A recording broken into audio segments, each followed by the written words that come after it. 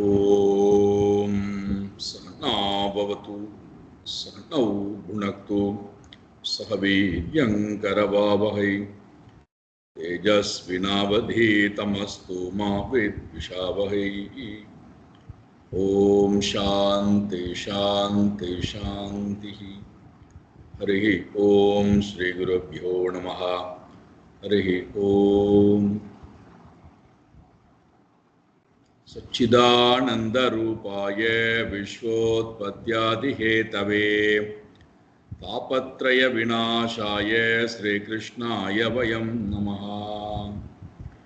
जन्माद्यस्य यतोऽन्वयात् इतरतश्चार्तेष्वभिज्ञस्वराट् तेने ब्रह्म हृदाय आदिकवये मुह्यन्ति यत्सूरये तेजो वारिमृदां यथा विनिमयो यत्र त्रिसर्गो मृषा धाम्ना स्वेन सदा निरस्तकुहकं सत्यं परं धीमहि. धर्मप्रोज्झितकैतवोऽत्र परमो निर्मत्सराणां सतां वेद्यं वास्तवमत्र वस्तु शिवदं तापत्रयोन्मूलनम्. श्रीमद्भागवते महामुनिकृते किं वा परैरीश्वरः सद्यो हृद्यवरोध्यतेऽत्र कृतिभिः शुश्रूषुभिस्तत्क्षणात्. निगमकल्पतरोर्गलितं फलं सुखमुखातमृतद्रवसंयुतं पिबत भागवतं रसमालयं मुहुरहो रसिका भुवि भावुकाः. नारायणं नमस्कृत्य नरं चैव नरोत्तमं देवीं सरस्वतीं व्यासं ततो जयमुदीरये. देवीं सरस्वतीं व्यासं ततो जयमुदीरये.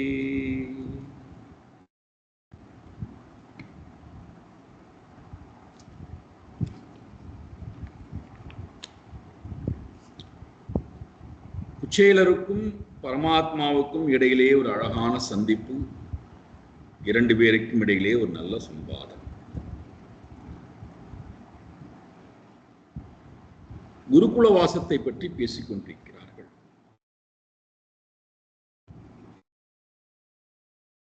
குருகுலத்திலே இரண்டு பேரும் சந்தித்த அனுபவங்கள், குருவுடன் ஏற்ற அனுபவங்கள், இதையெல்லாம் பேசிக் கொண்டிருக்கிறார். நன்வர்த்த கோவிதா பிரம்மன் வர்ணாஸ்ரம வதாமிக ஏ மயா குருணா வாசா தரந்தியஞ்சோ பவார்ணவம். ஏ பிரம்மன், பிராமணரே, பிராமணர்களுக்கெல்லாம் உத்தமமானவரே, அஸ்மின் லோகே, இந்த லோகத்தில், யஹா எவர்கள், குருணா மயா வாசா, குருவாக இருக்கக்கூடிய என்னால் உபதேசம் செய்யப்பட்டிருக்கக்கூடிய விஷயங்களை முறையாக சிரவணம் செய்து மனனம் செய்து யாரதை தன்னுடைய வாழ்க்கையிலே கடைபிடிக்கிறார்களோ பேர்பட்டவர்கள் பவார்ணவ, கடக்க முடியாமல் இருக்கக்கூடிய இந்த சம்சார சாகரத்தை அஞ்சா தரந்தி, எந்த ஒரு கஷ்டமும் இல்லாமல் கடந்து விடுகிறார்கள். உபாயம் சொல்றார். நம்ம இந்த உலகத்துல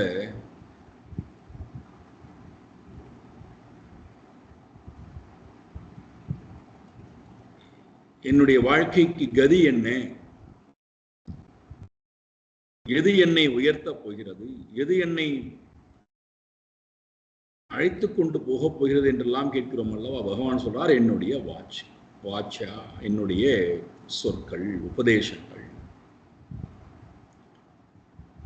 என்னால் உபதேசம் செய்யப்பட்டிருக்கக்கூடிய விஷயங்களை யார் தினந்தோறும் செவிமடிக்கிறார்களோ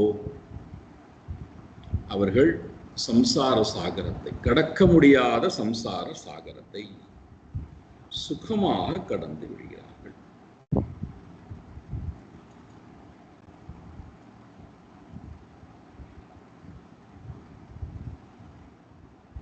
மனம்தானே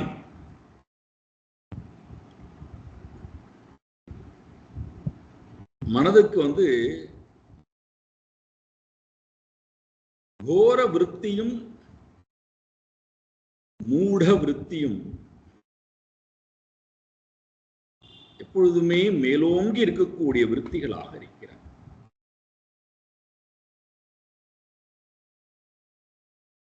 அதிலிருந்து நம்மை விடுவித்து சாந்த விருத்திக்கு முதல்ல நம்மை அழைத்து கொண்டு வருவோம்.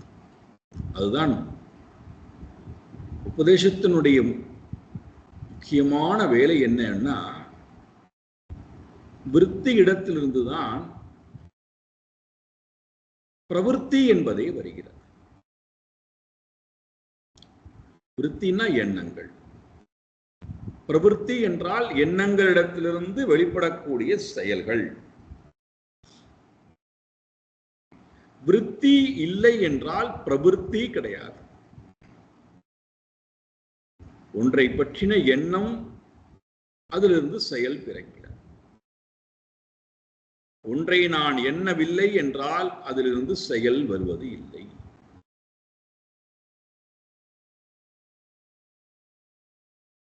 இப்போ எனக்கு இறைவனை பற்றின எண்ணம் மட்டும்தான் இருக்கிறது அப்படின்னா,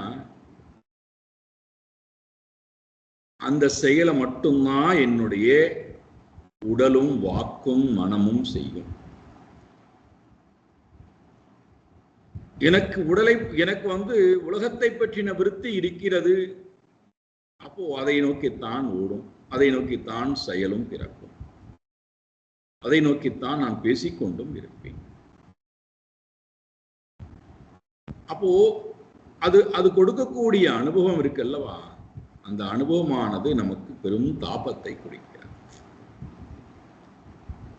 அப்போ நான் நினைச்சுக்கிறேன், என்ன பாவம் செய்தோம் தெரியவில்லை, இவ்வளவு கஷ்டத்தை அனுபவிக்கிறேன். காரணம் யாரு? என்னுடைய விருத்தி, எண்ணங்கள். அப்போ எண்ணங்கள் மூட விருத்தி இடத்திலிருந்தும் தமோகுணம், கோர விருத்தி ரஜோகுணம், இந்த இரண்டிலுமிருந்தும் சத்துவகுண விருத்தி சாந்த விருத்தி. அதுல எப்பொழுதுமே நிலை பெற்றிருக்கக்கூடிய உபாயம்தான் இறைவன் நமக்கு கொடுத்திருக்கக்கூடிய உபதேசம்.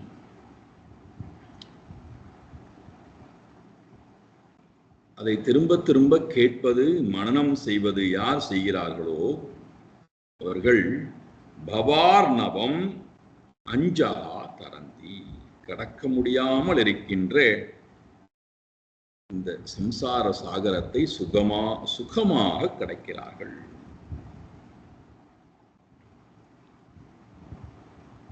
இப்பேற்பட்டவர்கள் இந்த உலகத்துல எப்படி வாழ்வார்களாம்?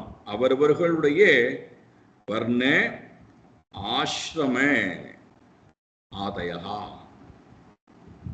வர்ணம் ஆசிரமம், அவர்களுடைய வர்ணத்துக்கு ஏற்ப என்ன கர்மங்கள் கொடுக்கப்பட்டிருக்கிறதோ, ஆசிரமத்துக்கு ஏற்ப என்னென்ன கர்மங்கள் கொடுக்கப்பட்டிருக்கிறதோ அந்த கர்மங்களை செய்வதிலே, விருப்பத்துடன் செய்வதிலே மிகவும் சமர்த்தர்களாக இருப்பார்கள். அவர்களுடைய நோக்கம் இந்த வர்ணத்திலே, ஆசிரமத்திலே இருக்கக்கூடிய கர்மங்களை செய்வது அல்ல. அவர்களுடைய அடிப்படை நோக்கம் இந்த சம்சார சாகரத்திலிருந்து சுகமாக வெளியேறுவது, பேரானந்தத்தை பெறுவது.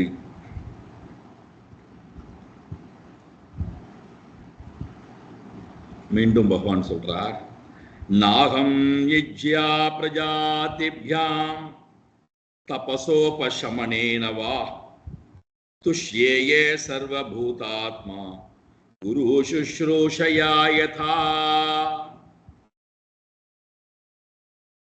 உபாயம் சொல்றார். இந்த ஞானத்தை பெறுவதற்கு உண்டான உபாயம், இந்த ஞானத்தை எப்படி பெறுவது? குரு இறைவனுடைய உபதேசத்தை பெறுன்னு சொல்லிட்டார். என்னுடைய உபதேசத்தை பெறக்கூடியவன் கடக்க முடியாத சம்சார சாகரத்தை சுலபமாக சௌலபியமாக கடந்து விடுகிறான். அப்போ என்னுடைய உபதேசத்தை யார் எனக்கு பகவானே வந்து போதிப்பாரா என்றால், சர்வ பூதாத்மா அகம்.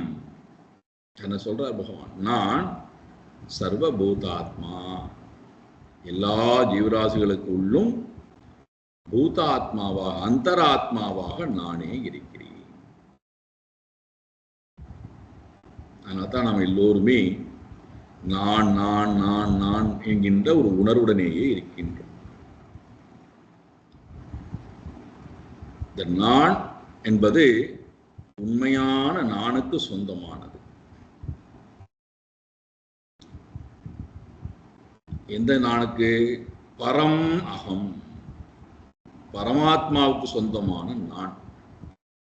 ஆனா இப்ப இந்த நான் என்ன எடுத்துறான்னா, பரமாத்மாவை மறந்து ஒரு சிறிய நானாக தன்னை நினைத்துக் கொண்டிருக்கிறார்.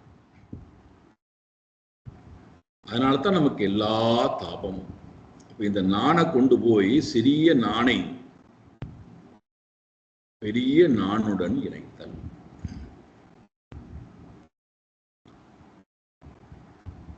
பாருங்களேன், ஒரு தீப்பெட்டியில் உள்ளே இருக்கக்கூடிய உராய்ந்தால் அக்னி வரக்கூடிய ஒரு குச்சி இருக்கிறது, தீக்குச்சி இருக்கிறது. இப்ப இது அடைபட்டு கிடைக்கிறது, ஒரு பெட்டிக்குள்ளே அடைபட்டு கிடைக்கிறது. இப்ப அதை உராய்ந்தோம் என்றால் அக்னி என்பது வரும். இந்த அக்னி வெளியிலே இருக்கக்கூடிய அக்னிக்கு சொந்தமான, அந்த அக்னியும் இந்த அக்னியும் ஒண்ணுதான்.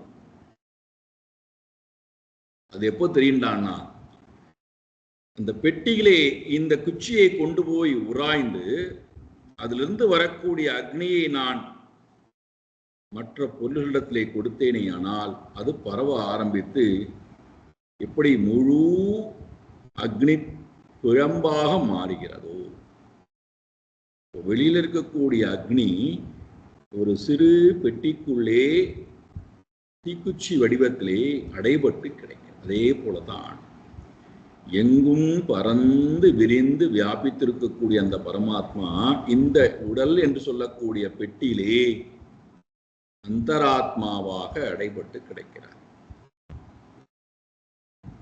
எப்படி இந்த தீப்பெட்டிக்குள்ளே இருக்கக்கூடிய குச்சியினுடைய தர்மமும் வெளியிலே இருக்கக்கூடிய அக்னியினுடைய தர்மமும் ஒன்றோ, உராய்ந்தால் அக்னி வருகிறதோ, அதே போல இந்த சரீரத்துக்குள்ளே இருக்கக்கூடிய சர்வ பூதாத்மா அகம், நான் எல்லா ஜீவராசிகளுக்குள்ளும் அந்தராத்மாவாக இருக்கிறேன் அப்படின்னு சொல்லும் போது இந்த ஆத்மாவும் இந்த அகமும் வெளியில் இருக்கக்கூடிய எல்லா ஜீவனுக்குள்ளே இருக்கக்கூடிய நான் நான் என்கின்ற அந்த அகமும் வேறு வேறு அல்ல.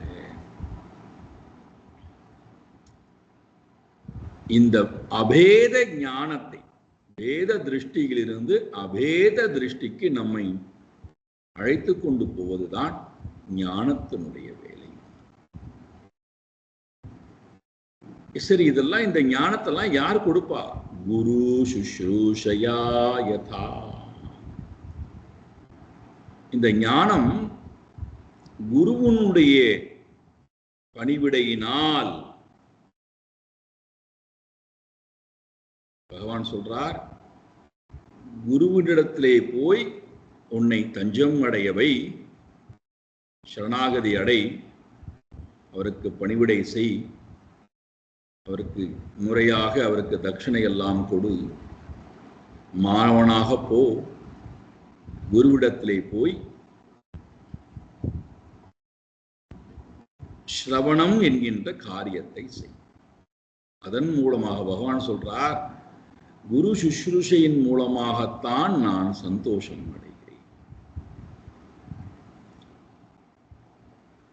மற்ற எந்த செயல்பாட்டினாலும் நான் சந்தோஷம் அடைவதில்லை. நீ எனக்கு பெரிய பெரிய யாகங்கள் செய்யலாம், இஜ்யா பிரஜாதிபியாம், யாகத்தினால் நான் சந்தோஷம் அடைவேனா என்றால் இல்லை. கும்பாபிஷேகத்தினாலே சந்தோஷம் அடைவேனா? இல்லை. தனம் தானியத்தினால் சந்தோஷம் அடைவேனா? இல்லை. இஜ்யா பிரஜாதிபியாம் பிரஜைகளை உற்பத்தி செய்வதனாலே சந்தோஷம் அடைவாயா? இல்லை. கிரகஸ்த ஆசிரமத்திலே செய்யக்கூடிய தர்மத்தினாலே கடமைகளினாலே சந்தோஷம் அடைவாயா? இல்லை. யஜ்ஞத்தினால் தானத்தினால் தபஸினால் நான் சந்தோஷம் அடைவது கிடையாது.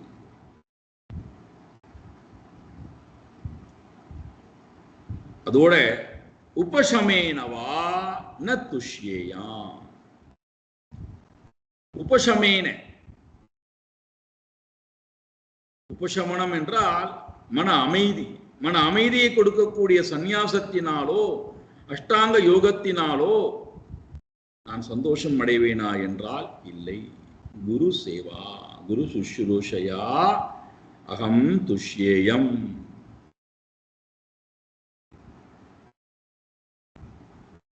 ஏன் ஏன் பகவானுடைய வாக்கு, ஏன் குருவை இவ்வளவு சிலாகித்து சொல்ல வேண்டும்? நிறைய காரணங்கள்.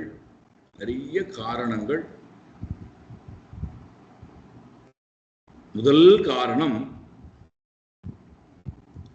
குரு என்று சொல்லக்கூடியவன் இறைவனை எனக்கு அறிமுகப்படுத்துகிறான்.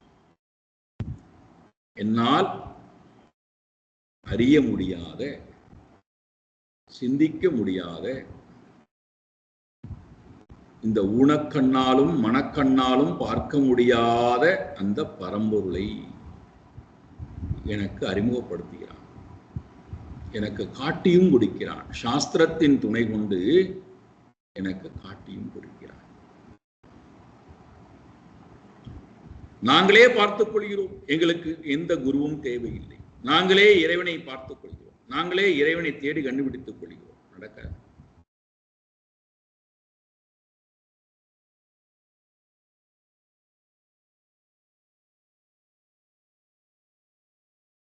பாருங்கள், ரமண மகரிஷி பாருங்கள்.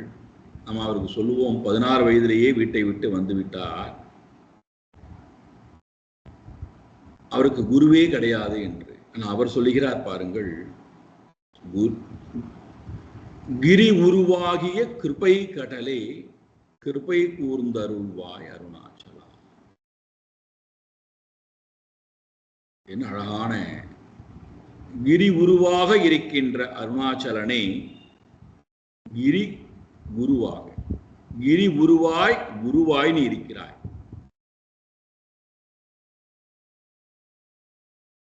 கிருபை கூர்ந்து அருள்வாய் அருணாச்சலா. எனக்கு அருள் புரியுங்கிறாய், எனக்கு உபதேசம் செய். கிருபை கூர்ந்து அருள்.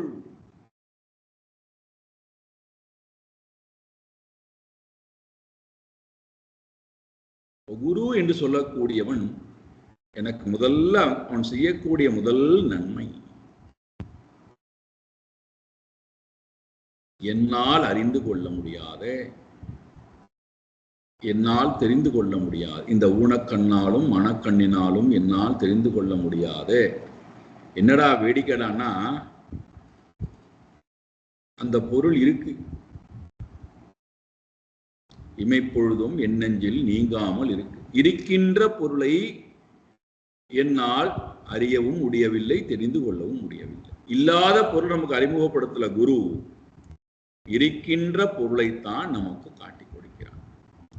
ஏன் நானே தெரிந்து கொள்ளலாமே? தெரிந்து கொள்ளலையே. குரு நமக்கு சொல்லாத வரை, குரு நமக்கு இப்படி ஒரு பொருள் இருக்குப்பா பாரு என்று சொல்லாத வரை நமக்கு அந்த பொருள், அந்த பொருளுக்கு பின்னாடி இருக்கக்கூடிய அந்த பரம்பொருள் கண்ணுக்கு தெரியலையே.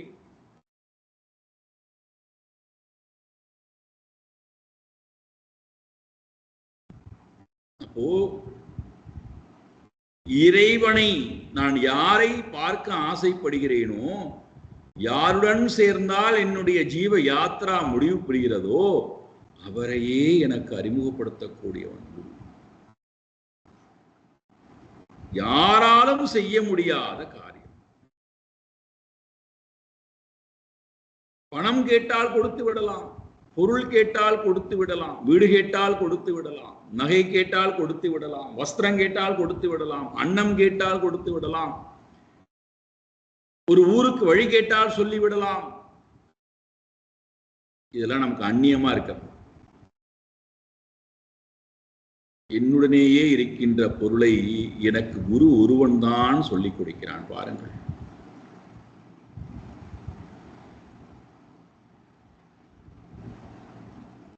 யாரா சொல்லித் தராங்களா? என்னுடனேயே இருக்கின்ற பொருளை எனக்கு யாரா சொல்லித் தராங்களா? குரு ஒருவனே. அதனால்தான் இறைவனுக்கு ரொம்ப ரொம்ப ரொம்ப ரொம்ப ரொம்ப பிரியமானவன் குரு.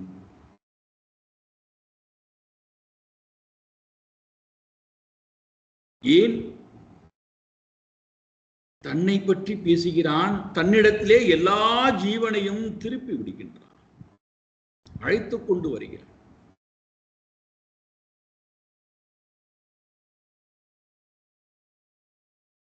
இரண்டாவது காரணம், ஏன் குருவிடத்திலே போய் நான் தஞ்சம் அடைய வேண்டும்? எனக்கு இறைவனை அறிமுகப்படுத்தக்கூடிய குரு எதை நான் நீக்கினால் அந்த உண்மையை அறிவேனோ அந்த நீக்குகின்ற பொருளையும் எனக்கு காட்டிக் கொடுக்கும். விளக்க வேண்டியவைகள் இருக்கல்லவா, அதை எனக்கு காட்டிக் கொடுக்கக்கூடியவன் குரு. இறைவனை அறிமுகப்படுத்துவதோடு நின்று விடாமல் இறைவனை அடைவதற்கு உண்டான என்னிடம் தடையாக இருக்கின்ற என்னென்னலாம் வஸ்துக்கள் இருக்கின்றதோ அதை அத்தனையும் எனக்கு காமித்துக் கொடுக்கக்கூடியவன் குரு. அதனால்தான் 3 வாக்கியங்கள் சொல்லப்படும் வேதாந்தத்தில். ஒன்று பிரம்ம சத்தியம், இதை குரு தான் சொல்லித்தரார் எனக்கு. பிரம்ம சத்தியம், சத்தியம் பரம் தீமகி பார்த்தோம் அல்லவா? பிரம்ம சத்தியம், இதை எனக்கு குருவை தவிர வேறு யாரும் சொல்ல முடியாது. இரண்டாவது ஜெகத் மித்யா, இது நீக்கப்பட வேண்டியது. பிரம்மனை தவிர மற்றது அனைத்தும் ஜெகத், மற்றது அனைத்தும் ஜெகத்.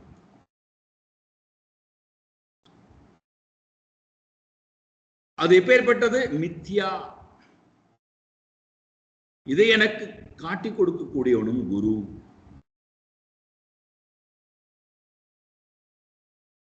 பிரம்ம சத்தியம் ஜெகத் மித்யான்னு சொன்ன உடனே அடுத்த கேள்வி, அப்புறம் நான் யாரு? ஜீவோ பிரம்ம இவ நான் பரா. ஜீவனும் பிரம்மனும் வேற அல்ல, ஜீவன் பிரம்மனை காட்டிலும் வேறானவன் அல்ல. ஜீவஹா பிரம்ம ந அபரஹா, ஜீவன் பிரம்மனை காட்டிலும் வேறான். அப்ப நான் மூணாவது எனக்கு கிடைக்கக்கூடிய குருவிடத்திலே போய் ஏன் நான் சுசுசை செய்யணும்டானா, நானும் இறைவனும் வேறு வேறு அல்ல, நானும் இறைவனும் ஒன்றே. இந்த ஐக்கியத்தை எனக்கு காட்டிக் கொடுக்கக்கூடியவனும் குருவே.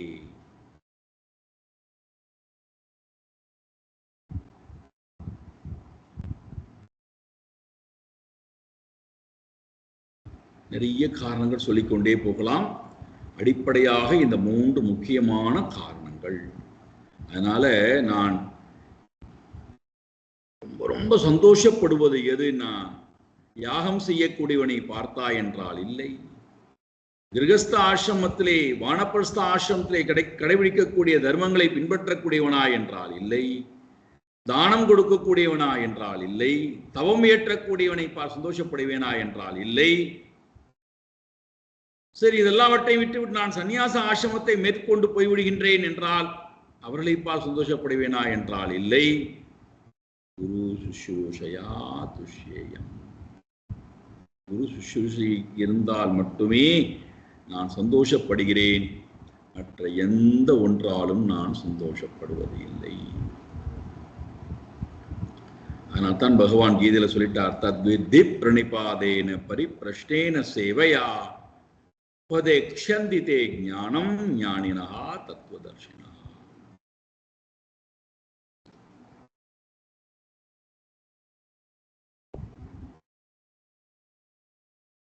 இறைவன் குரு. யாரு சிரேஷ்டமானவன் என்றால், குரு இல்லாத இடத்தில் இறைவன் சிரேஷ்டமானவன்.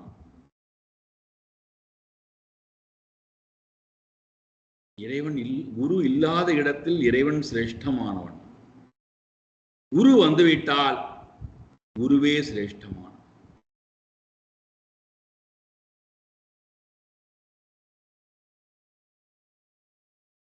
என்ன அழகு பாருங்க. இறைவன் இருக்கக்கூடிய இடத்திலே குரு இல்லை என்றால் இறைவன் சிரேஷ்டம். குரு வந்துவிட்டால் குருதான் சிரேஷ்டமானவர். பகவான் சொல்றாரு, நான் சொல்றேன். ஓ, எனக்கு சேவகம் புரிவதை பெரிதாக நினைத்து நான் சந்தோஷப்படுவேனா என்றால் இல்லை. குரு சுஷ்ரூஷயா யதா, எவ்விதம் குருவுக்கு பணிவிடை செய்கிறார்களோ அதில் சந்தோஷம் அடைவதை தவிர வேற எந்த ஒன்றிலும் நான் சந்தோஷம் அடைவதில்லை. அவ்வாறு நாம் பணிவிடை செய்து கொண்டிருந்தோம் குருவிற்கு. குரு தட்சணைக்காக நாம் காட்டிலே போனோம். அப்பொழுது நாம் மாட்டிக்கொண்டு விட்டோம். நம்மை தேடி குரு வந்தார் அல்லவா. இந்த செய்தியெல்லாம் விரிவாக 2 பேரும் குருகுலத்திலே என்னென்னலாம் அனுபவங்கள் உண்டோ அத்தனை அனுபவங்களையும் விரிவாக பேசி சந்தோஷப்படுகிறார்கள். சாந்திப்பணி நம்மை தேடி வந்தது, நம்மை அனுகிரகித்தது.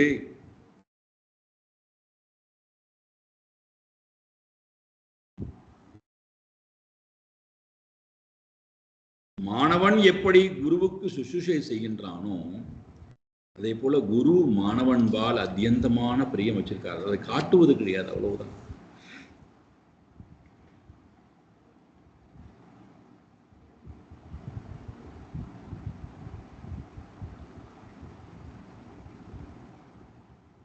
இதை சொல்லிட்டு சொல்றார், எவ்வளவு முக்கியமான ஒரு செய்தி சொல்றார் பாருங்க.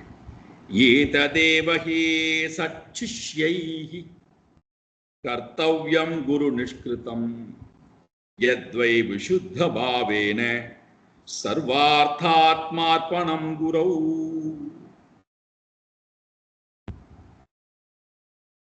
சர்வ அர்த்தம், எல்லா செல்வங்களையும், எல்லா செல்வங்களையும் விசுத்த பாவேன, தூய்மையான உள்ளம் படைத்தவனாய்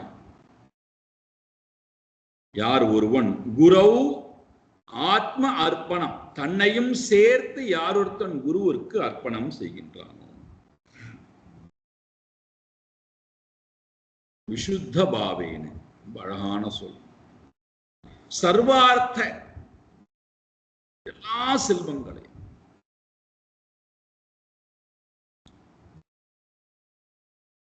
இதே வார்த்தையை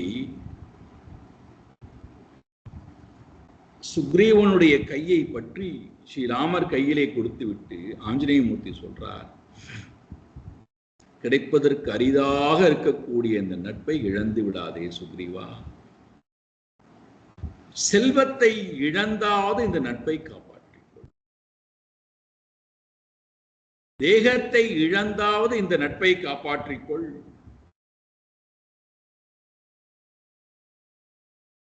உயிரை கொடுத்தாவது இந்த நட்பை காப்பாற்றிக்கொள்.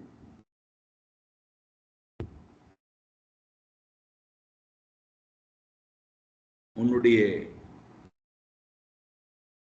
வீட்டை இழந்தாவது நட்பை காப்பாற்றிக்கொள். அப்படின்னா என்ன அர்த்தம்? இந்த உறவு என்பது இந்த உலகத்தில் இருக்கக்கூடிய எல்லா அர்த்தத்தை விட மேலானது. உன்னை உண்மையான அர்த்தத்துக்கு அழைத்துக் கொண்டு போகக்கூடியது. அந்த உண்மையான அர்த்தத்தை அழைத்துக் கொண்டு போவதற்கு இந்த அல்பமான அர்த்தங்களை எல்லாம் நீ இழந்தாவது கொடுத்தாவது இந்த குருவினுடைய நட்பை காப்பாற்றிக்கொள். அதான் இங்க சொல்றார், விசுத்த பாவேனே. அது எப்படி இருக்கணுமா? விசுத்த பாவம். குருவுக்கு நாம் செய்யக்கூடிய பணிவிடை என்பது தம்பத்தை கொண்டு வருவதற்காக அல்ல, கர்வத்தை கொடுப்பதற்காக இருக்கக்கூடாது. குருவுக்கு நாம் செய்யக்கூடிய பணிவிடை நம்முடைய உயர்வுக்காகவே தவிர அதை நான் மற்றவர்களிடத்திலே சொல்லி விளம்பரம் தேடிக்கொள்வதற்காக அல்ல.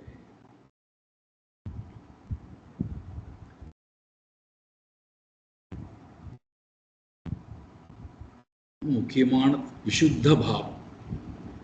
நம்ம ஒரு காரியத்தை செய்துவிட்டு நான் தான் அவருக்கு சோறு போட்டேன், நான் தான் அவருக்கு துணிமணி எடுத்து கொடுத்தேன், நான் தான் அவருக்கு என்னென்ன தேவையோ அதையெல்லாம் செய்து கொண்டேன், இதை போய் 10 பேரிடத்துல இப்ப சொல்லுவது.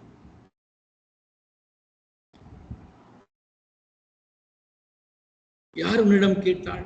எதற்காக நீ சொல்லுகிறாய்? என்ன அவசியம் வந்து எனக்கு சொல்லுவதற்கு? என்னுடைய தயவில் தான் அவரே வாழ்கிறார்.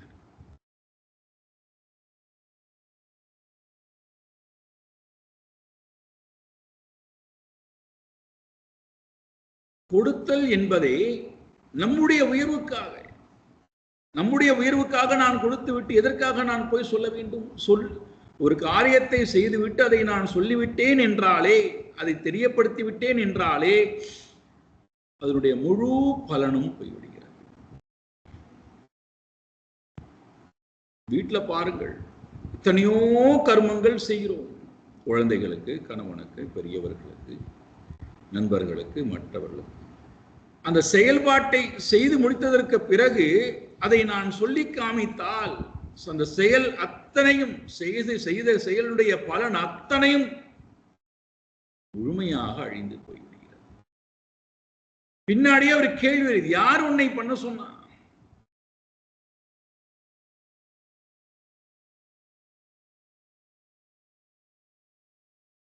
அதான் சுவாமி விவேகானந்தர் சொல்றார், யாராவது எனக்கு பணிவிடை செய்வதற்கு வாய்ப்பு கொடுக்கிறார்கள் என்றால் அவர் காலை தொட்டு வணங்கு, அவர்களுக்கு நன்றி சொல். இவர்களுக்கு பணிவிடை செய்வதன் மூலமாக என்னுடைய கர்வமும் அகங்காரமும் தம்பமும் அழிந்து என்னுடைய மனம் விசுத்த பாவத்துக்கு வருகின்றது. அதன் மூலமாக நான் குருவை இன்னும் வேகமாக நெருங்குவதற்கு வாய்ப்பு ஏற்படுகிறது. அதன் மூலமாக எனக்கு ஞானம் உள்ளே வருவதற்கு வாய்ப்பு இருக்கிறது. அதன் மூலமாக இறைவனை நான் வேகமாக தொழுவதற்கும் அடைவதற்கும் வாய்ப்பு இருக்கிறது.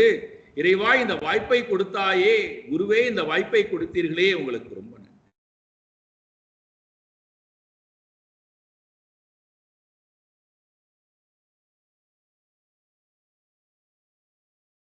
விசுத்த பாவேன பகவான் சொல்றாரு, தூய்மையான உள்ளத்துடன், விருப்பு வெறுப்பு இல்லாத, எதிர்பார்ப்புகள் இல்லாத, தம்பம் இல்லாத, கர்வம் இல்லாத தூய்மையான உள்ளத்துடன் செய்கின்றேன் என்கின்ற அகங்கார பாவம் இல்லாத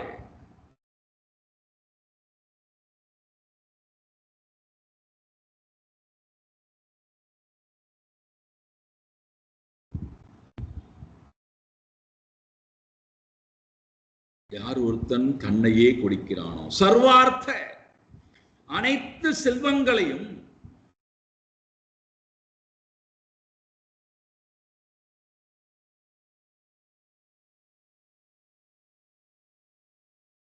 யார் ஒருத்தன் கொடுக்கின்றானோ, அர்ப்பணம் புரியார், யார் ஒருத்தன் முழுமையாக அர்ப்பணம் செய்கின்றானோ அதுதான் ஏ தத்வை குரு நிஷ்கிருதம் சசிஷ்யைஹி கர்த்தவ்யம், அதுதான் செய்ய வேண்டிய காரியம்ங்கிறார். நல்ல குருவினாலே, சத் சிஷ்யா, நல்ல குருவினாலே கேட்டு செய்வது அல்ல, குரு சேவா.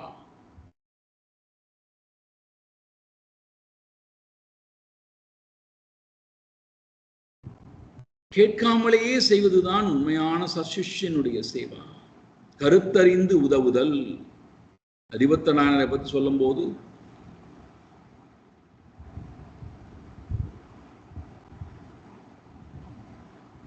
அமர்நீதி நாயனை பற்றி சொல்லும் போது அதான் சொல்லுகிறார்கள், கருத்தறிந்து உதவி.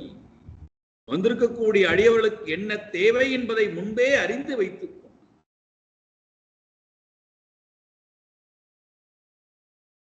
கேட்பதற்கு முன்பே என்ன தேவை என்பதை அறிந்து உதவி செய்தல், செய்த உதவியை செய்வதற்கு முன்பே மறந்து விடுதல், அதை யாரிடத்திலும் சொல்லாமை, வெளிப்படுத்தாமை.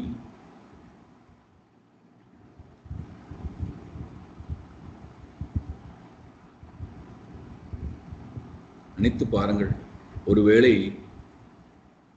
நாம் இந்த மாதிரி ஒவ்வொரு காரியத்தையும் செய்துவிட்டு செய்தேன் என்று ஒவ்வொருத்தருட்டையா சொல்வதை போல குரு நமக்கு சொல்ல ஆரம்பிச்சா வச்சுப்போம், இன்றைக்கு உனக்கு நான் இந்த வகுப்பை எடுத்தேன், இந்த அறிவை உனக்கு கொடுத்திருக்கிறேன், நாளைக்கு உனக்கு இந்த அறிவை கொடுக்க போகிறேன், என்னால் தான் உனக்கு அந்த அறிவு கிடைத்தது, என்னால் தான் உனக்கு இந்த அறிவு கிடைத்தது, நான் அந்த அறிவை கொடுக்கவில்லை என்றானேன்.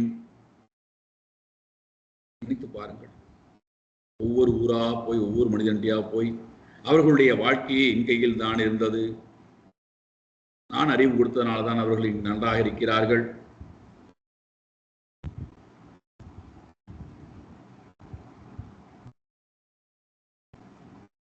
பித்ரு ருணம், தேவ ருணம், ரிஷி ருணம். ரொம்ப ரொம்ப முக்கியமான வார்த்தையை போடுறார். சத் சிஷ்யைஹி கர்த்தவ்யம், செய்ய வேண்டிய காரியம் எது? குரு சுஷ்ரூஷயா. சர்வார்த்த அர்ப்பணம், எல்லா திரவியத்தையும் இறைவனுக்கு அர்ப்பணம் செய்வது.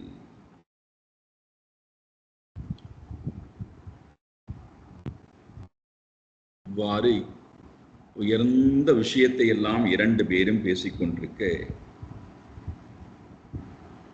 குருவனுடைய அனுகிரகத்தினாலே தான் ஒரு சிஷ்யன் என்ன ஆகின்றானாம்?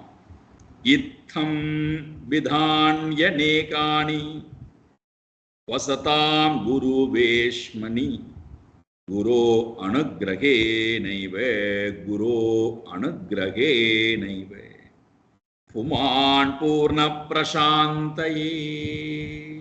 ரொம்ப முக்கியமான சொல்ல பயன்படுத்துறார், முக்கியமான சொல்.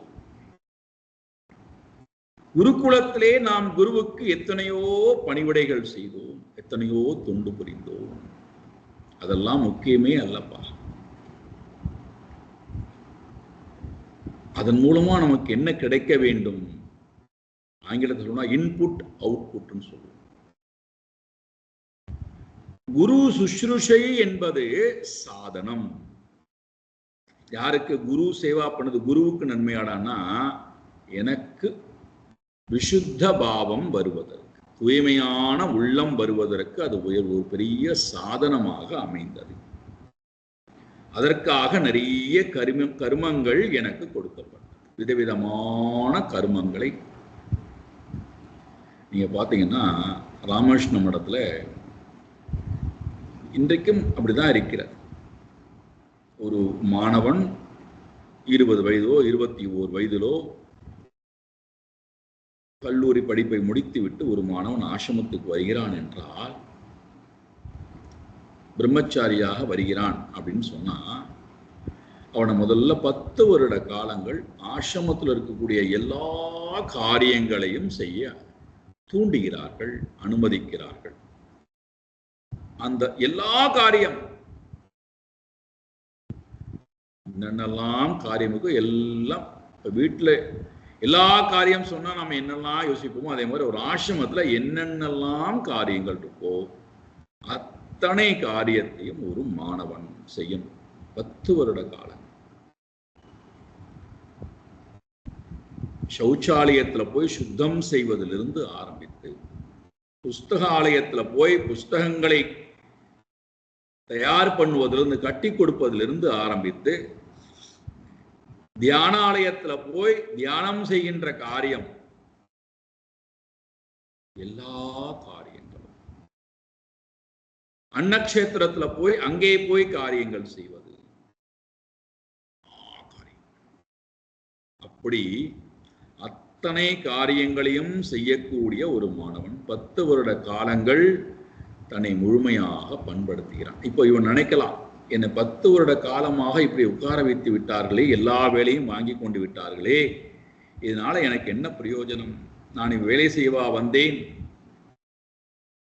நான் ஞானத்தை பெறவல்லவா வந்தேன், என்னை வேலையை வாங்கி கொண்டே இருக்கிறார்களே, ஞானத்தை கொடுக்க மாட்டேங்கிறார்களே அப்படின்னு நினைத்து 10வது வருட முடிவிலே ஒருத்தன் போய்விட்டானே, ஆனால் 10 வருட காலங்கள் அவன் செய்த பணிவிடைகள் வியர்த்தமே.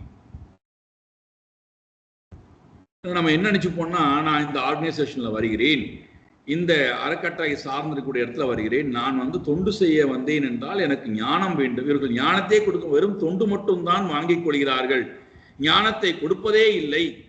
நானும் இத்தனை வருட காலமாக இந்த ஆர்கனைசேஷனோட இருக்கேன், ஒரு பிரயோஜனமுமே இல்லை, நான் விலகி போகிறேன் அப்படின்னு போனா யாருக்கு பெரிய இழப்பு?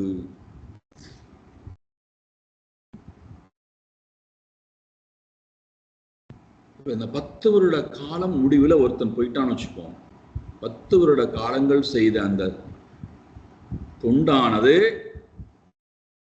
வியர்த்தமாக மறுபடியும் வேறொரு ஆசிரமத்துக்கு போயிடான்னு வச்சுப்போம், அங்கேயும் இதே செயல்பாடு தொடர்கிற. இங்கே நீ 5 வருட காலங்கள் தொண்டாட்டுன்னு சொல்றான். இப்போ கடைசி வரைக்கும் இவர் என்ன செய்வார்னா கர்மத்தை செய்து கொண்டே இருப்பாரே தவிர, காரணம் அவருடைய எதற்காக நான் வந்தேன், என்ன நோக்கத்துக்காக வந்தேன் என்பதை அறிந்து கொள்வதற்கு தயாராக இல்லாத அசுத்தமான பாவம். 10 வருட காலம் ஒருவன் குரு சுஷ்ருஷா செய்கிறான் அப்படின்னா 11வது வருடம் அவனை குரு என்ன பண்றார், நீ 10 வருட காலம் சேவை பண்ணிவிட்டாயப்பா, ரொம்ப சந்தோஷம், இனி நீ 5 வருட காலம் போய் குருகுல வாசம் இரு, சாந்தி பணிகளை போய் படி அப்படின்னு ராமகிருஷ்ண மடத்துல கொல்கொட்டா ஆசிரமத்துக்கு அனுப்புகிறார். அங்கே போய் நீ குருகுல வாசம், உபநிஷத்தை படிக்கலாம், கீதையை படிக்கலாம், பிரம்மசூத்திரத்தை படிக்கலாம், பிரகரண கிரந்தங்களை படிக்கலாம், பாகவம் ராமாயணத்தை படிக்கலாம், மகாபாரத்தை படிக்கலாம், சமஸ்கிருதம் படிக்கலாம், வேத மந்திரங்களை படிக்கலாம், எல்லாவற்றையும் படிப்பதற்கு நீ அருகதை உள்ளவன் போய் படி. 5 வருட காலங்கள் குருகுல கல்வி படித்து முடித்து அவனுக்கு பெயர் மாற்றம் செய்யப்பட்டு தீட்சை, பிரம்மச்சரிய தீட்சை கொடுத்து அவனை மறுபடியும் ஏதாவது உலகம் முழுக்க இருக்கக்கூடிய அந்த மடத்தினுடைய ஏதாவது ஒரு கிளையிலே அவரை நியமித்து மறுபடியும் 5 வருட காலங்கள் அவர்களுக்கு இந்த ஞானத்துக்கு பிறகு வரக்கூடிய சேவா அது கொடுக்கப்படுகிறது. 20 வருட காலங்களுக்கு பிறகு சந்நியாசம் என்பது கொடுக்கப்படுகிறது.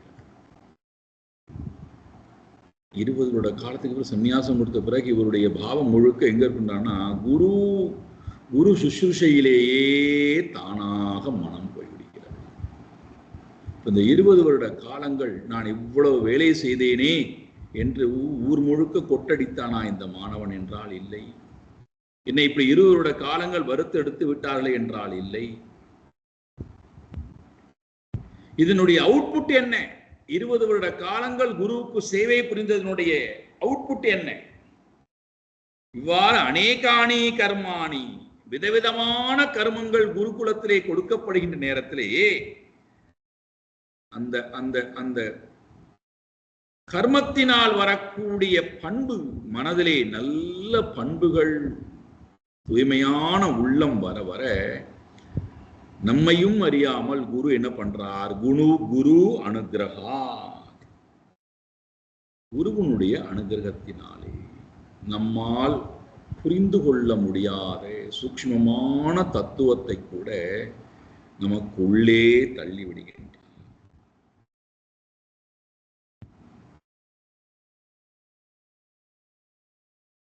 நம்மால் சிந்தித்து பார்க்க முடியாத தத்துவ விஷயத்தை கூட நம்முடைய அறிவுக்குள்ளே போட்டு விடுகின்றார்.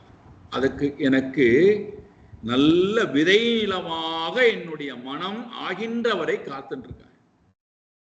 இதான் அந்த காலத்து குருகுல கல்விக்கும் இந்த காலத்தில் இருக்கக்கூடிய கல்விக்கும் உள்ள வித்தியாசம் என்னடான்னா, அந்த காலத்திலே விதை நிலத்தை தயார் செய்ததாக நல்ல பண்பாடு உடையதாக ஆக்குவதற்கு நிறைய நேரம் எடுத்துக்கொண்டார்கள்.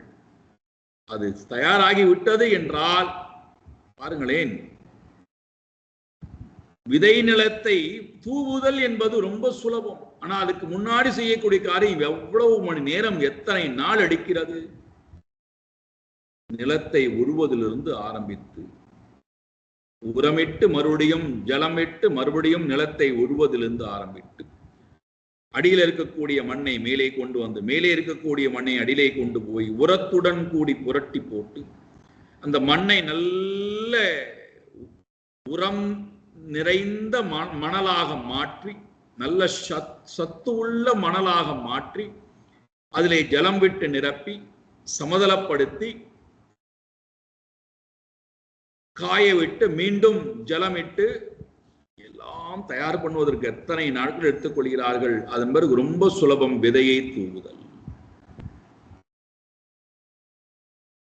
அதே போல மனம் நல்ல பண்புகளை வரவழைத்துக் கொள்வதற்குத்தான் அதிகமான நேரம் எடுக்கிறது.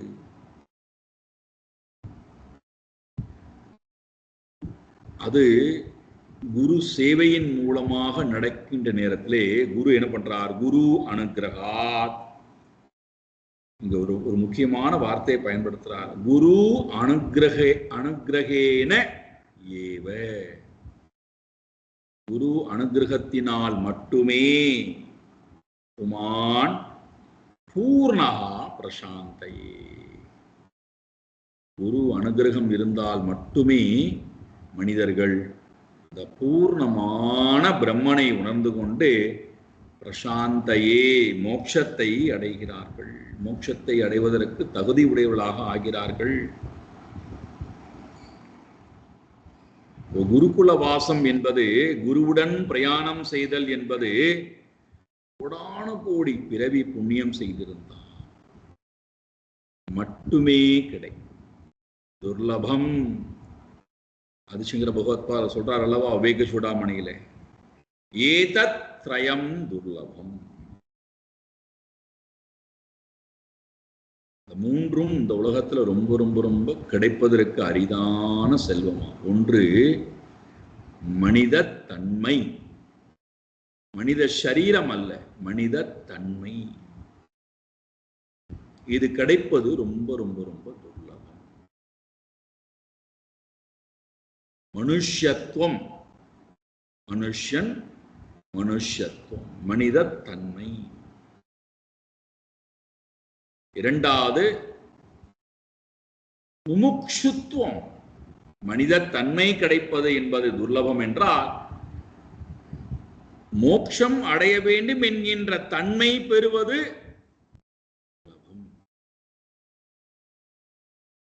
முக்தி அடைய வேண்டும், வீடு வேறு அடைய வேண்டும் என்கின்ற தன்மையை பெறுவது அதைவிட துர்லபம். அதைவிட துர்லபம் மகா புருஷ சம்சயா, மகான்களுடைய சேர்க்கை. மகா புருஷா,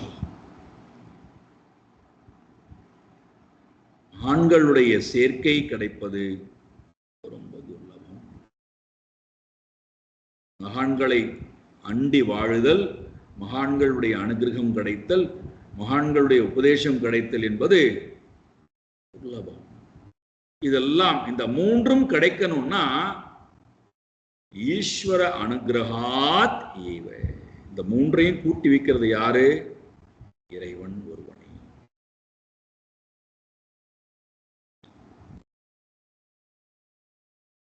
தேவானுகிரக ஹேதுகம். தேவனுடைய அனுகிரகத்தினால்தான் இது சாத்தியமே தவிர இறைவனுடைய அனுகிரகம் இல்லை என்றால் இந்த மூன்றும் கிடைப்பது துர்லபம். அப்போ இறைவன் குருவனுடைய அனுகிரகம் என்ன செய்கிறது? குருவனுடைய சேவை என்ன செய்கிறது?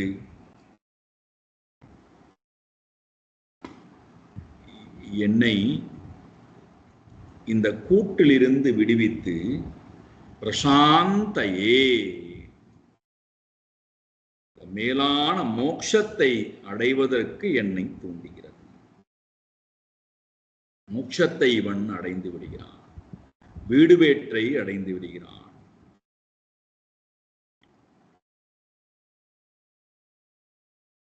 இரண்டு பேர் சந்திக்கிறார்கள். ஒருவர் தாரித்ரியம் கொண்ட அந்தணன், மற்றொருவன் எல்லா செல்வமும் நிறைந்த பக்கத்திலேயே அஷ்ட லக்ஷ்மிக்கும் சொந்தக்காரியாக இருக்கக்கூடிய மாதாவை பக்கத்திலேயே கொண்டிருக்கக்கூடிய சாக்ஷாத் பரமாத்மா. ஆனால் இரண்டு பேரும் யாரை பற்றி பேசுகிறார்கள்?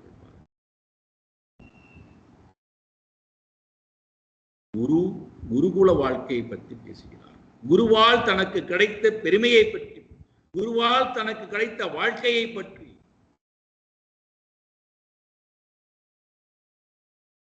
குருவுக்கு நான் என்ன கொடுத்தேன் என்பதை பற்றி அல்ல,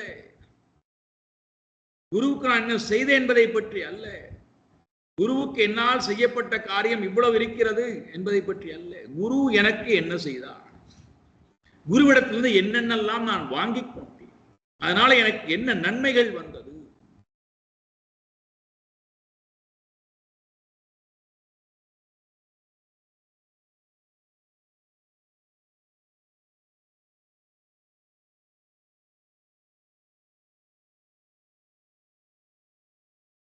போய்கொண்டே இருக்கிறது. மணிக்கணக்காக பேசுகிறார்கள். 2 நாட்கள் ஆகிவிட்டது.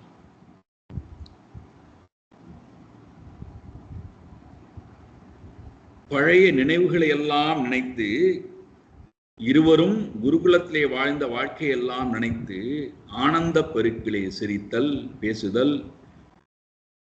தன்னுடைய கருத்துக்களை பகிர்ந்து கொள்ளுதல். அதனால்தான் ஒத்த மனோநிலை உடையவர்கள் ஒன்று கூடினால் எப்படி ஆனந்தத்தை அனுபவிப்போமோ, ஆனந்தத்துக்கு குறைவே இருக்காதோ. ஒத்த மனோநிலை உடையவர்கள்,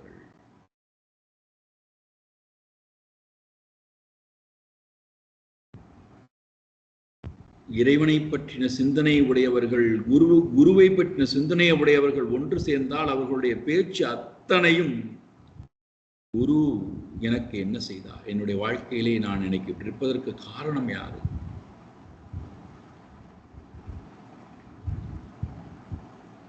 இதை பற்றியே பேசிக் கொண்டிருக்கிறார்கள்.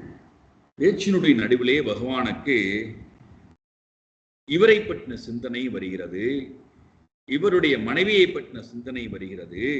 பகவான் கேட்கிறார், கிம் உபாய நமானேதம் பிரம்மன் மே பவதா கிருஹா அன்பப் உபாகிருதம் பக்தை பிரேம்னா பூயேவம் மே பவேத்.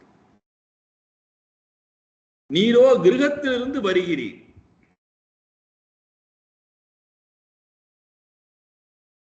பாருங்கள், நீரோ கிருஹத்திலிருந்து வருகிறீர். அப்படி என்றால் நிச்சயமாக எனக்கு கிரகத்திலிருந்து எனக்கு பிடித்தமான ஏதாவது பொருளை உன்னுடைய மனைவி கொடுத்து அனுப்பியிருப்பாளே.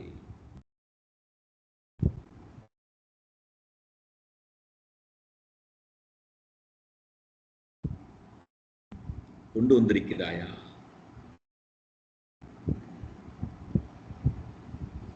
நிச்சயமாக எனக்கு கொடுத்து அனுப்பியிருப்பார்களே. எனக்கு என்ன கொண்டு வந்திருக்கிறாய்? பிரம்மன், ஓ பிராமணரே, பவதா கிருஹா, தங்களுடைய வீட்டிலிருந்து மேக்கிம் உபாயனம் ஆனீத்தம், உம்மால் எனக்கு என்ன காணிக்கை கொண்டு வரப்பட்டிருக்கிறது உங்களை வீட்டில் இருந்து?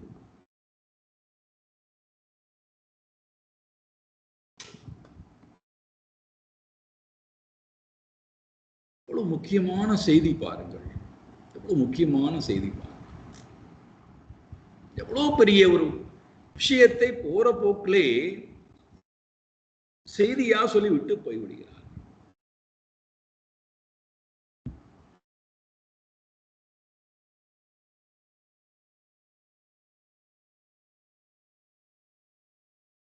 நாம் சந்தோஷமாக இருக்கிறோம், நிறைவு உடையவர்களாக இருக்கிறோம், கொடுக்கக்கூடிய இடத்திலே இருக்கிறோம். இறைவன் என்னை கொடுக்கக்கூடிய இடத்திலே வைத்திருக்கிறான். அதை காட்டுவதனுடைய வெளிப்பாடு முதல் லட்சணம், என்னுடைய சந்தோஷத்தை நான் மற்றவர்களோடு பகிர்ந்து கொள்கின்றேன். சிறுவர்களோடு, பெரியவர்களோடு, குருவோடு, சமூகத்தோடு நான் பகிர்ந்து கொள்கின்றேன். தேவான் பாவயதானேன தே தேவாஹ பாவயந்துவஹ பரஸ்பரம் பாவயந்தஹ ஸ்ரேய பரம அவாப்ஸ்யதே. பகுத்துண்டு பள்ளுயிர் ஓம்புதல் நூலோர் தொகுத்த ஒட்டுடெல்லாம் தலை.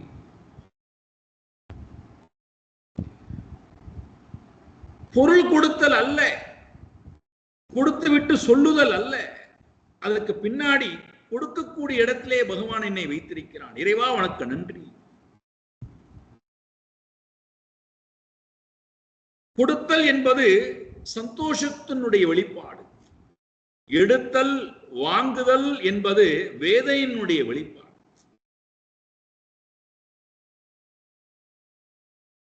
நாம கொடுத்தலையே வேதனையின் எண்ணமா நினைத்துக் கொண்டு விட்டோம் என்பதனால தான் அதை நாம் சொல்லிக்கொண்டே இருக்கிறோம். கொடுக்க வேண்டி வந்து விட்டதே, பையனுக்கு கொடுக்க வேண்டி வந்து விட்டதே, பொண்ணுக்கு கொடுக்க வேண்டி வந்து விட்டதே, பிள்ளைக்கு கொடுக்க வேண்டி வந்துட்டே, குருக்கு கொடுக்க வேண்டி வந்து விட்டதே, உலகத்துக்கு கொடுக்க வேண்டி வந்து விட்டதே. அந்த வேதனையுடைய வெளிப்பாடு தான் மற்றவரிடத்திலே நான் பகிர்ந்து கொள் சந்தோஷம் அல்ல அது.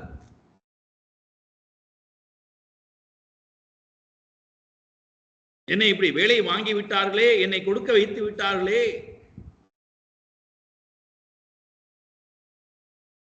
அரசாங்கத்துக்கு நாம் வரி கட்டுறோம், சந்தோஷமா வரி கட்டுறோம். அதை தினந்தோறும் சொல்லி பார்க்கணும். நான் வரி கட்டதுனால தான் இப்படி இருக்கு, நான் வரி கட்டினா என்னுடைய வரியை பிடிங்கிட்டானே, என்னுடைய பணத்தை பிடிங்கிட்டானே, அவன் கொள்ளடிக்கிறானே. ஏன் நாம வருத்தப்படுகிறோம், வேதனைப்படுகிறோம், ஆற்றாமையை வெளிப்படுத்துறோம்னா நாம் கொடுத்தல்ல சந்தோஷம் இல்லை.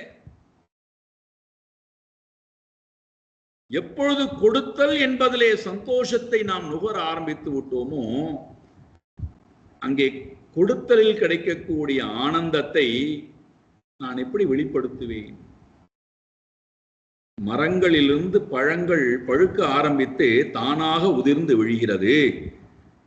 அதை யாரிடத்திலும் போய் நீ என்னை எடுத்துக்கொள், நான் இத்தனை பழம் உனக்கு கொடுத்தேனப்பா என்று யாரிடத்திலும் போய் சொல்வதும் இல்லை. கொடுத்ததை சுட்டி காட்டுவதும் இல்லை. கொடுக்கிறேனே, நான் கொடுத்து கொண்டே இருக்கிறேனே என்று ஆதங்கப்படுவதும் இல்லை. கொடுப்பதை சுருக்கிக் கொள்வதும் இல்லை. யாரு போய் நின்றாலும் அவர்களுக்கு பழத்தை கொடுக்கிறார்.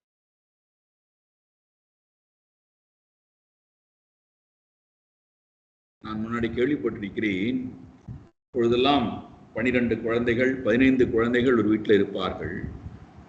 எல்லாம் ஒரு டஜன் தான் இருக்கும், அதுக்கு மேலதான் இருக்கும், குறைவு இருக்காது. அப்போ 12 குழந்தைகள் இருக்கக்கூடிய வீட்டில் எவ்வளவு வரவு, எத்தனை பேர் உள்ளே வருவார்கள், எத்தனை பேர் வெளியிலே போவார்கள், எவ்வளவு வேலைகள் வீட்டுக்குள்ள இருக்கும். இப்போ வெளியிலிருந்து வரக்கூடியவர்களுக்கு தாக சாந்திக்காக மோர் கொடுக்கணும், அல்லது பால் கொடுக்கணும், அல்லது காஃபி கொடுக்கணும், ஏதாவது ஒன்று கொடுக்கணும். அப்போ வீட்டில் தினந்தோறும் பால் இருந்து கொண்டே இருக்க வேண்டும், மோர் இருந்து கொண்டே இருக்க வேண்டும், தயிர் இருந்து கொண்டே இருக்க வேண்டும், நெய் இருந்து கொண்டே இருக்க வேண்டும். ஒவ்வொரு முறையும் பால் வேணும்னும் போது பின்னாடி போய் ஒரு சொம்பை எடுத்துக்கொண்டு போய் என்ன பண்ணுகிறா, லக்ஷ்மி 2 பேர் வந்திருக்கிறார்கள், பால் கொடு. அது உடனே அந்த 2 பேருக்கு தேவையான பாலை கொடுக்குமா. எத்தனை முறை போய் நின்று கேட்டாலும் என்றைக்காவது அது தன்னுடைய மனதை சுருக்கி கொண்டிருக்கின்றதா? நான் தினந்தோறும் உனக்கு கொடுக்கிறேனே என்று யார்யா போய் சொல்லிக் கொண்டிருக்கிறதா? கொடுத்தல் என்பதிலே இருக்கின்ற நிறைவு, அதை வெளிப்படுத்தக்கூடிய விதம்தான் தர்மம். தானத்தை கொடு என்று சொல்லுகிறது. கொடுப்பதின் மூலமாக நம்முடைய மனம் விஷாலம் அடைகிறது. அப்போ நான் வாங்கக்கூடிய இடத்துக்குள்ள இருக்கிறேன் அப்படின்னா நாம் நிச்சயமாக சந்தோஷத்தை அனுபவிக்க மாட்டோம். வாங்கிக் கொண்டே இருக்கணும் எண்ணம் இருக்கக்கூடியவர்கள் யாரிடத்துல போனாலும் வாங்கணுங்கிற புத்தி தான் இருக்குமே தவிர எனக்கு என்ன கிடைக்கும், எனக்கு என்ன கிடைக்கும். அது குருட்ட போனாலும் எனக்கு என்ன கொடுப்பார் குரு, நான் இவ்வளவு சேவகம் புரிகிறேன், எனக்கு குரு என்ன கொடுத்தார், நீ அல்லவா கொடுக்க வேண்டும். பொள்ளாச்சியிலிருந்து ஆசிரமத்துக்கு தேவையான பந்தல் போடுவதற்கு உண்டான மர கம்புகளை எல்லாம் கொண்டு வர சொல்றாராம் சுவாமிஜி, சுவாமி சித்பவானந்தர் திருச்சியில ஆசிரமத்தில். ஒரு லாரி முறுக்க கொண்டு வந்து பெரிய பெரிய கம்புகள், பந்தல் இடுவதற்குண்டான கம்புகள், ஓலைகள், அதற்குண்டான என்னென்னலாம் சாதனங்கள் அத்தனை சாதனங்களும் கொண்டு வந்து இறக்கப்பட்டு விட்டது. அவர் கூட யார் இந்த பொருளை தானமாக கொடுக்கிறார், அவரும் வந்திருக்கார். எல்லாம் இறக்கி வைத்து முடித்த பிறகு சுவாமி சித்மானந்த சுவாமியை பார்ப்பதற்காக போகிறாராம். அவர் பூஜை செய்வதற்கு உண்டான நிலையிலே இருக்கார். அப்போ சுவாமிஜிட்டு வந்து, நான் எல்லாம் இறக்கி வைத்து விட்டேன், நான் கிளம்பட்டுமா அப்படின்னு டோக்கன் வாங்கி சாப்பிட்டுட்டு போவோம் ஆசிரமத்தில் அப்படின்னு சொன்னாராம். ஆசிரமத்தில் டோக்கன் கொடுப்பார்கள், பணம் கட்டி டோக்கன் வாங்கி சாப்பிட்டு. அங்கே இருந்த மற்றவர்களுக்கு எல்லாருக்கும் ரொம்ப ஆச்சரியம். லட்சக்கணக்கான பெருமானம் உண்டான பொருளை கொண்டு வந்து தானமா இறக்கியிருக்கார். அவர்கிட்ட போய் அல்பமாக ஒரு 3 ரூபாய்க்கு உண்டான டோக்கன் வாங்கி ஆசிரமத்தில் சாப்பிட்டுட்டு போன்னு சொல்றாரே, இதை கூட அவர் செய்ய முடியாதா அப்படின்னா, அவர் சொல்றார், அவருடைய நன்மைக்காக அவர் தானம் கொடுத்திருக்கார். இதை எனக்கு என்ன வந்தது? அவருடைய சுயநலமும் அகங்காரமும் விருப்பு வெறுப்பும் ஆசையும் போவதற்காக, மனம் தூய்மை அடைவதற்காக அவர் தானம் கொடுத்திருக்கார். அது அவருடைய புண்ணிய பலனுக்காக.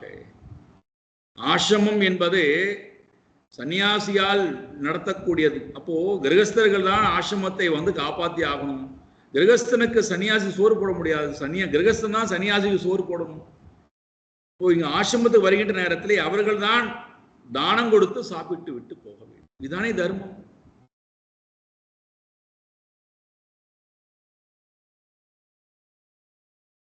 எல்லோரும் வாயெடுத்து கொண்டு விட்டார்களாம்.